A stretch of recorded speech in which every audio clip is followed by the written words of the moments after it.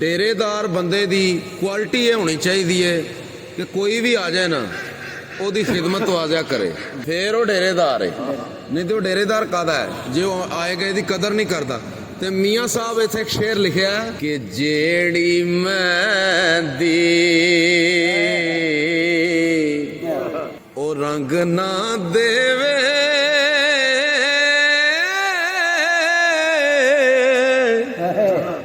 की फिर उसदा लाना।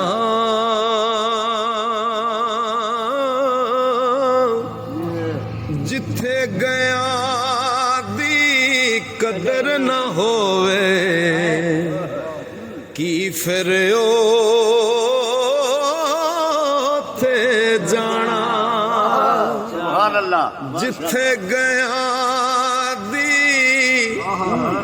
कदर न होवे की फिर ओथे जाना। ते जड़ा किते जांदा ना ਉਹ ਲਾਲਚ ਨਾ ਰੱਖ ਕੇ ਜਾਏ ਦਿਲ ਵਿੱਚ, ਆਪਣੇ ਮੁਕੱਦਰਾਂ ਤੇ ਸ਼ਾਕਰ ਰਵੇ ਤੇ ਜੋ ਮਾਲਕ ਦਵੇ ਉਹ ਤੇ ਉਹਦਾ ਸ਼ੁਕਰ ਕਰੇ। ਕਿ ਜਿਸ ਯਾਰੀ ਵਿੱਚ ਲਾਲਚ ਹੋਵੇ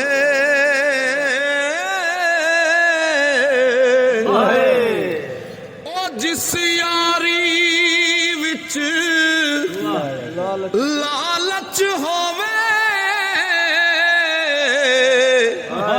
ਉਹ ਤੋੜ ਕਦੇ ਨਾ ਚੜਦੀ।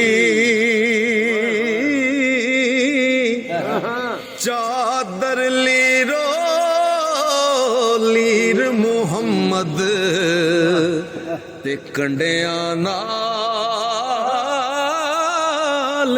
ਜੋੜਦੀ।